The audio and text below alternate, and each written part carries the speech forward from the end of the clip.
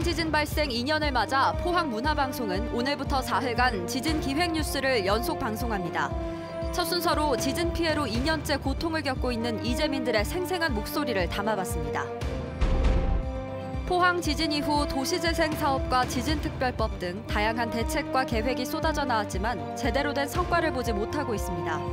포항시도 지난 2년간 뭘 했는지 무거운 책임을 질 수밖에 없는데 이강덕 시장에게 앞으로의 대책을 물어봤습니다. 여러분 안녕하십니까? 포항 지진 발생 2년을 맞아 포항문화방송은 오늘부터 사흘간 지진 기획 뉴스를 연속 방송합니다. 첫 순서로 지진 피해로 2년째 고통을 겪고 있는 이재민들의 생생한 목소리를 담아봤습니다. 이재민들은 국가가 추진한 지열 발전 때문에 삶의 터전을 잃었는데 정부와 지자체는 2년째 손을 놓고 있다고 주장합니다. 박성아 기자가 보도합니다.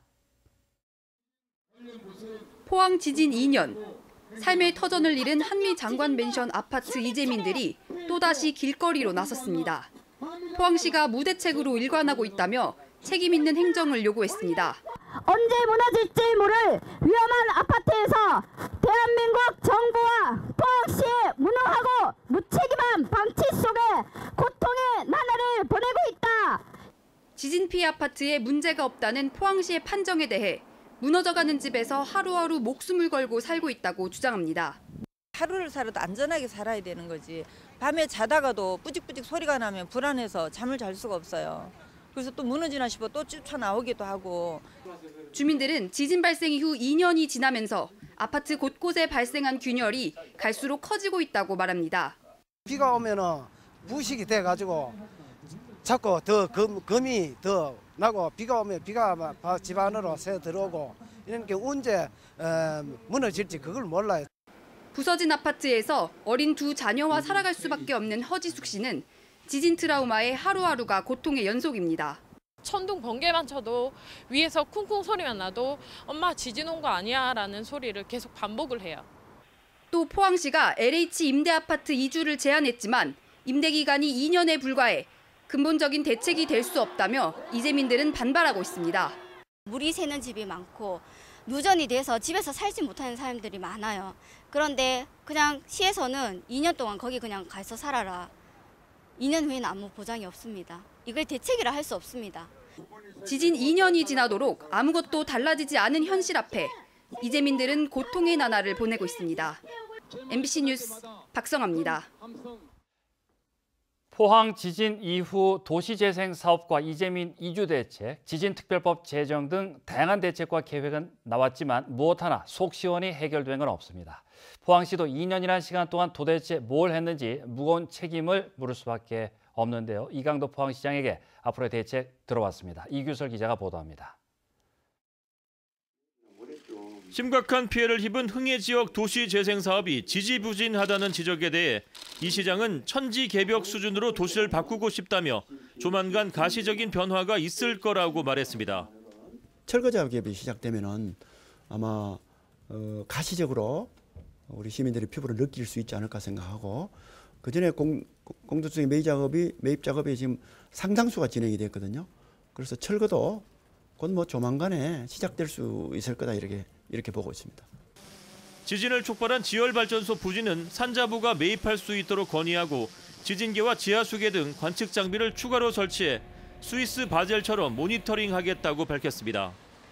2년째 흥해 대피소에 머물고 있는 96가구 가운데 이주를 희망한 62가구는 LH와 협의해 집을 마련해 주기로 했지만 나머지 34가구가 계속 대피소에 머물러야 하는 상황에 대해선 뾰족한 해결책을 내놓지 못했습니다. 소파 입은 분들이 많은 걸로 알고 있거든요. 소파 입은 것은 저희가 임의대로 전파다 또 반파다 이렇게 할 수가 없거든요. 그래서 그 전문가 판단을 거쳐야 되니까 그 부분은 현재 주민들 희망 사항과 또 전문가 판단이 달라서 법원에 지금 재판 계류 중에 있습니다. 포항 시민들의 최대 관심사인 지진특별법 제정에 대해선 조심스러운 입장을 취했습니다. 이 시장은 이번 정기국회에서 특별법이 의결될 수 있도록 최선을 다하고 있지만 현실적인 걸림돌이 많다며 말을 아꼈습니다. 만약에 산자위에서 이번에 사실은 의결이 안 되면은 실질적으로 내년 1월 임시국회에 가서 이게 다시 심의 된다 하는 것은 어려울 수가 있습니다. 왜냐하면 내년 넘어가면은 전부 총선에 정치권이 전부 몰입하기 때문에. 포항시는 지진특별법에 조속한 제정을 위해 모든 역량을 집중하겠다고 밝혔지만 결과를 낙관하기는 쉽지 않아 보입니다. MBC 뉴스 이규설입니다. 영덕군이 태풍 미탁 피해 주민들에게 재난지원금을 지급하기 시작한 데 이어 울진군도 다음 주 재난지원금을 지급합니다. 영덕군은 사망 1,000만 원, 부상 250만 원을 비롯해 주택 전파 1,300만 원, 반파 650만 원, 침수 100만 원 등 총 8억 5천여만 원을 지급했고 이달 중 농업시설 재난지원금도 지급합니다. 태풍 미탁 피해 규모가 가장 큰 울진군은 다음 주 피해 주민들에게 인명과 주택 피해 재난지원금 60억 원을 전달할 예정입니다. 보수 정치권이 요즘 통합을 강조하다 보니 쇄신이란 말은 쑥 들어갔습니다. 쇄신 없는 통합을 두고 총선용에 불과하다는 비판이 나오고 있고 심지어 원칙도 방향성도 없는 마구잡이 통합 추진이라는 반발까지 잇따르고 있습니다. 보도에 조재한 기자입니다. 황교안 자유한국당 대표가 보수 통합을 선언했지만 좀처럼 진전이 없습니다.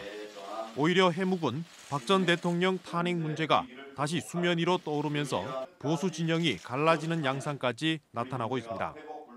김진태, 장제원 등 당내 주요 인사들이 나서 미숙한 통합 추진으로 집토끼마저 이룰 수 있다며 경고를 했고 총선 출마 지역을 저울질하며 대구를 찾은 전임 대표들도 어설픈 지도부를 직접 겨냥한 쓴소리를 쏟아냈습니다.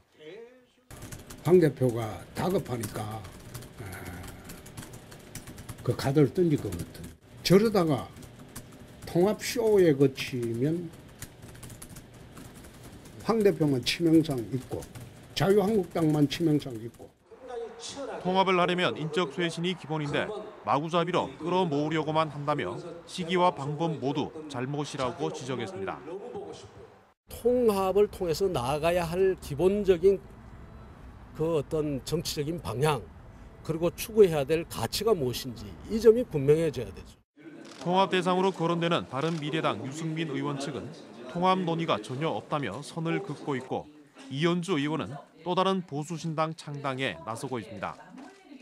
선거에 대비해 해처 모여식 통합 추진에 보수 진영은 오히려 분열되는 갈등 양상을 보이고 있습니다. MBC 뉴스 조재환입니다. 응급 환자를 이송하던 소방구조 헬기가 독도 앞바다에 추락한 지 오늘로 2주째입니다. 탑승자 7명 가운데 지금도 3명의 실종자가 남아 있습니다. 수색 당국은 블랙박스가 장착돼 있는 헬기 꼬리 부분을 인양하기로 결정했습니다. 손은민 기자가 보도합니다. 헬기 동체가 발견된 지점에서 110여 미터 떨어진 수심 78m의 바닷속. 동강난 동체에 중앙 119 구조본부라는 글자가 선명합니다. 지난달 31일 밤 다친 선원과 소방대원 등 7명을 태운 채 추락한 소방 헬기의 꼬리 날개 부분입니다. 여기에는 사고 원인을 밝히는 데 중요한 단서가 되는 블랙박스가 들어 있습니다. 실종자 수색에 집중하기 위해 블랙박스 인양을 미뤄왔던 범정부 수습지원단은 블랙박스를 인양하기로 결정했습니다. 기상이 이번에 호전되는 대로 즉시 인양 작업에 착수할 수 있도록 그렇게 할 예정입니다. 수색이 장기화되면서 기록 정보 훼손 우려가 커졌기 때문입니다.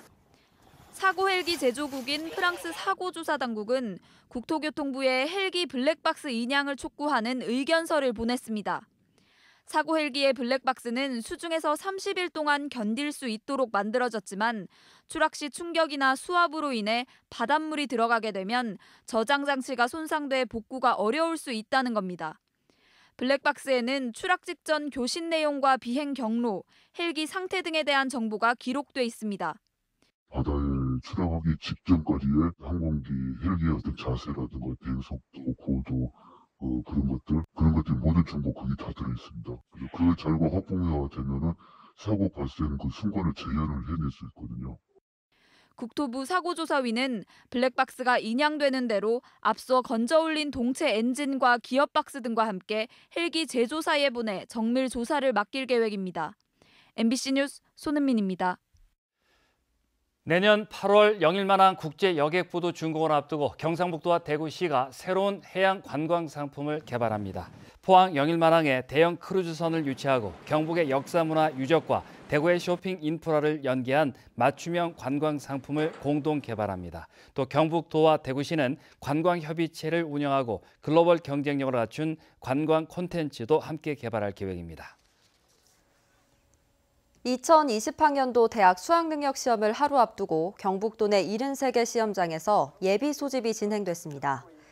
수험생들은 수험표와 유의사항 안내문을 받고 시험장 배치도를 통해 미리 시험장과 시험실 위치 등을 확인했고 내일 시험장에는 휴대전화와 스마트기기 등의 모든 전자기기의 반입이 금지됩니다. 경북에선 작년보다 7.8%가 줄어든 22,300명이 모두 73개 시험장에서 수능 시험을 볼 예정입니다. 학생 수 감소로 폐교 위기에 놓인 어촌의 한 고등학교가 글로벌 무역 전문 고등학교로 변신해 내년에 문을 엽니다. 경주 간포고등학교 이야기인데요. 가장 큰 관건이었던 신입생을 뽑는 데도 성공했고 건물 공사도 순조롭게 진행되고 있습니다. 보도에 김철승 기자입니다. 경주 간포고등학교입니다. 이 학교가 내년부터 한국국제통상 마이스터고로 새롭게 출발합니다. 전국 52개 마이스터고 가운데 49번째입니다. 가장 큰 과제는 신입생 모집. 60명 모집에 106명이 지원해 평균 경쟁률이 1.77대 1로 도내 6개 마이스터고의 평균 경쟁률 1.26대 1보다 높았습니다. 합격 학생을 지역별로 보면 경주시가 16명으로 가장 많고 포항시와 대구시가 각각 13명으로 뒤를 이었습니다. 첫 번째로는 집이 가깝고 그다음에 학비도 무료고 빨리 돈을 벌어서 집안에 좀 보탬이 되고자 이렇게 이 학교로 입학을 결정하게 되었습니다. 학생들의 성적도 괜찮은 것으로 나타났습니다. 지원 학생의 평균 성적은 중학교 내신 35%선 합격 커트라인은 45%로 분석됐습니다. 갈수록 중3 학령 인구도 줄어들고 있음에도 불구하고 이렇게 전국 단위에서 많은 우수 학생들이 모집이 되어서 교사 입장에서 굉장히 뿌듯하고 또 무한한 책임감도 느끼고 있습니다. 개교에 필수적인 건물 공사도 순조롭게 진행되고 있습니다. 300억 원을 들여 지하 1층, 지상 5층 규모인 실습동과 기숙사를 새로 짓고 있는데 내년 3월 개교에 앞서 1월 말 준공할 계획입니다. 학생들은 무역에 필요한 언어와 전기, 전자 등 공학 기초 지식, 그리고 무역 실무를 중점적으로 배우고 해외 실습도 하게 됩니다. 학교 측은 한국무역협회 등 78개 단체와 업무 협약을 하고 학생 실습은 물론 취업에 대비하고 있습니다. MBC 뉴스 김철승입니다. 포항시청 CCTV 관제사 44명이 기자회견을 갖고 정규직 전환을 요구하고 포항시가 노사협의에 나서지 않을 경우 파업에 돌입하겠다고 밝혔습니다. CCTV 관제사들은 24시간 시민 안전을 위해 일하는 만큼 정규직 전환이 시급하다며 대구 등 8개 시군은 이미 지난 5월 정규직화됐다고 밝혔습니다. 경상북도의회가 대구 경북연구원에 대한 행정사무감사에서 부실 운영 문제를 지적하고 효율적인 운영 방안을 촉구했습니다. 남진복 의원은 대구 경북연구원이 경북도의 입맛에 맞는 연구 결과만 내놓는 조직이라면 낭비적인 요소와 역할을 시급히 정리할 필요가 있다고 밝혔습니다. 황병직 의원은 대구 경북연구원에서 규정을 위반한 직원 평정과 성과급 과다 지급, 특정인 부당 승진 의혹 등이 있다며 쇄신 방안을 촉구했습니다. 또 이종열 의원도 연구원 54명 중 25명이 고액 연봉자임에도 불구하고 연구 실적은 부족하다며 지역의 중장기 계획 수립에도 제 역할을 해달라고 주문했습니다. 경상북도는 오는 15일 초미세먼지 재난대응 훈련을 실시합니다. 미세먼지 비상저감 조치 2단계가 내려진 상황을 가정해 관용 차량 운행 전면 제한, 공공기관 출퇴근 차량 2부제 실시, 사업장 가동시간 단축 조치가 내려집니다. 재난문자 발송과 배출가스 5등급 차량 운행 제한 등은 서면 훈련으로 대체합니다. 수능일인 내일 입시 추위가 찾아오겠습니다. 특히 강한 바람이 체감 온도를 더 떨어뜨리겠습니다. 수험생 여러분은 따뜻한 옷차림 하셔야겠습니다. 내일 낮부터는 평년 기온을 회복하겠고 일요일 오후부터 월요일 오전에는 비 예보가 들어 있습니다. 안수진 기상캐스터입니다. 내일은 수능일입니다. 어쩜 날씨가 수능날만 콕 집어서 한파가 찾아오는지 내일도 거짓말처럼 입시 추위가 찾아옵니다. 아침 최저기온 1도에서 4도로 매우 춥겠고요. 이 낮 최고 기온도 10도 아래로 떨어지면서 올 가을 들어 가장 춥겠습니다. 수험생 여러분들은 두꺼운 외투와 함께 담요도 챙겨가는 게 좋겠습니다. 내일 아침은 미끄러운 도로에 주의가 필요하겠습니다. 일부 지역으로는 오늘 밤에 내린 비가 얼면서 도로가 결빙되는 곳이 있겠습니다. 경북 동해안과 울릉도 독도에는 밤부터 새벽 사이 강풍특보가 발효되겠고요. 이 동해 전해상으로도 풍랑특보가 내려질 것으로 예상되면서 주의가 필요하겠습니다. 자세한 내일 날씨 알아보겠습니다. 내일 하늘 표정 맑겠습니다. 아침 기온 1도에서 4도, 낮 기온은 8도에서 9도입니다. 울릉도와 독도에는 낮 한때 5mm 미만의 비가 내리겠습니다. 아침 기온 울릉도 4도, 독도 7도, 낮 기온은 울릉도 6도, 독도 8도입니다. 동해상으로는 곳곳에 빗방울이 떨어지는 가운데 바다의 물결, 동해 전해상에서 최고 5m까지 높게 일겠습니다. 내일 낮부터는 평년 기온을 회복하겠고요. 일요일 오후부터 월요일 오전까지는 다시 한 차례 비 예보가 들어있습니다. 날씨였습니다. 경상북도와 하나투어가 경북형 소셜문화관광 활성화를 위한 업무 협약을 체결했습니다. 이에 따라 경북 관광 활성화를 위한 공정여행 사이트와 모바일 어플을 개발하고 경북도와 지역 특화형 여행 상품도 공동 개발해 오픈 마켓을 통한 홍보와 프로모션 활동도 펼쳐나갈 방침입니다. 경주시가 문화체육관광부가 추진하는 지역 관광거점 도시 공모 사업에 본격적으로 나섰습니다. 경주시는 도보로 가능한 여행 등을 포함한 연구 용역을 진행하고 학계와 전문가 워크숍을 통해 다양한 의견을 수렴할 계획입니다.